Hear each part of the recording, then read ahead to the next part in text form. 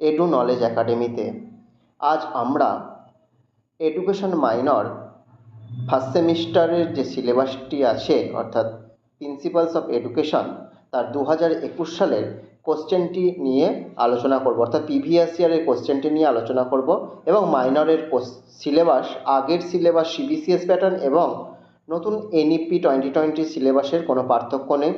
2021 সালে যে প্রশ্নটি এসেছিল সেটি 60 নম্বরের প্রশ্ন।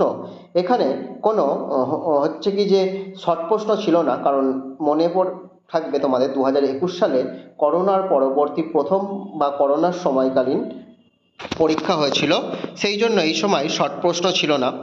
একের দাগের যে ফার্স্ট প্রশ্নটি এসেছিল সেটি হচ্ছে শিক্ষার যে কোনো দুটি উপাদানের মধ্যে সম্পর্ক লেখো, অর্থাৎ শিক্ষার যে 4টি উপাদান আছে তার মধ্যে দুটি উপাদানের সম্পর্ক লিখতে হবে। নেক্সট 2 নম্বরে বর্তমান আধুনিক সমাজের শিক্ষার কার্যাবলী, অর্থাৎ শিক্ষার যে কার্যাবলী সেটা লিখতে হবে। মূলত সমাজকেন্দ্রিক কার্যাবলীটাকে এখানে ভালো করে লিখতে হবে।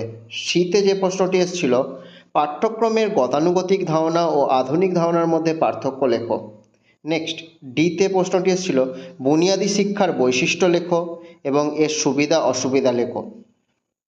নেক্সট ইতে যে প্রশ্নটি এসেছিল খেলাভিত্তিক শিক্ষাকে কিভাবে শ্রেণীকক্ষে কার্যকরী রূপে রূপায়িত করা যাবে আলোচনা করো, অর্থাৎ খেলাভিত্তিক শিক্ষাকে শ্রেণীকক্ষে কীভাবে কার্যকারী করা যাবে বা বাস্তব রূপায়ণ করা যাবে তা আলোচনা করো।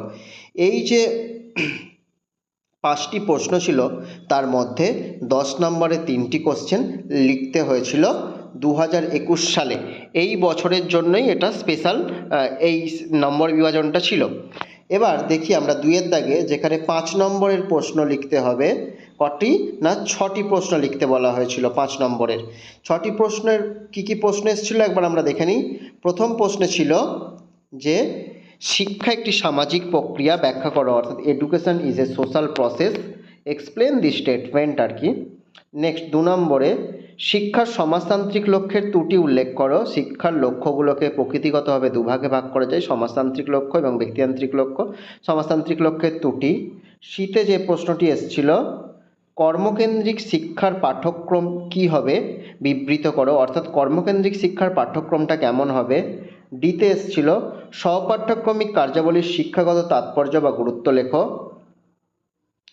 নেক্সট ইতে এসেছিল আধুনিক শিক্ষাকে কেন শিশুকেন্দ্রিক শিক্ষা বলা হয়, অর্থাৎ বর্তমান যে আধুনিক শিক্ষা ব্যবস্থা যেটা প্রচলিত রয়েছে সেটাকে কেন শিশুকেন্দ্রিক শিক্ষা বলা হয়। এফে এসেছিল বর্তমান শিক্ষা ব্যবস্থায় বুনিয়াদী শিক্ষার প্রাসঙ্গিকতা। জিতে এসেছিল প্রকল্প পদ্ধতির বিভিন্ন স্তরগুলি সংক্ষেপে আলোচনা করো এবং এইচে এসেছিল শিক্ষায় স্বাধীনতার স্থান আলোচনা করো, অর্থাৎ শিক্ষাক্ষেত্রে স্বাধীনতার স্থান। এই ছিল তোমাদের প্রিভিয়াস ইয়ার 2021 সালের কোশ্চেন এবং এই কোশ্চেনের যে 10 নম্বর এবং 5 নম্বরের কোশ্চেনগুলো এসেছিল তোমরা এগুলো ভালো করে পড়বে এবং এই বছরের অর্থাৎ 2025 সালে তোমরা যে পরীক্ষাটি দেবে ফার্স্ট সেমিস্টারের মাইনর এডুকেশন, তার জন্য এই প্রশ্নগুলো খুব ইম্পর্টেন্ট এবং এই প্রশ্নগুলোর বেশির মধ্যেই প্রিভিয়াস ইয়ারে প্রশ্ন এসে থাকে, যা তোমাদের এই প্রশ্নগুলো ভালো করে পড়লে তোমাদের পরীক্ষায় কমন পেতে সুবিধা হবে এবং কমন আসবে, এগুলি গুরুত্বপূর্ণ। তো সকলকে একটাই অনুরোধ, আমাদের চ্যানেলটি প্লিজ সবাই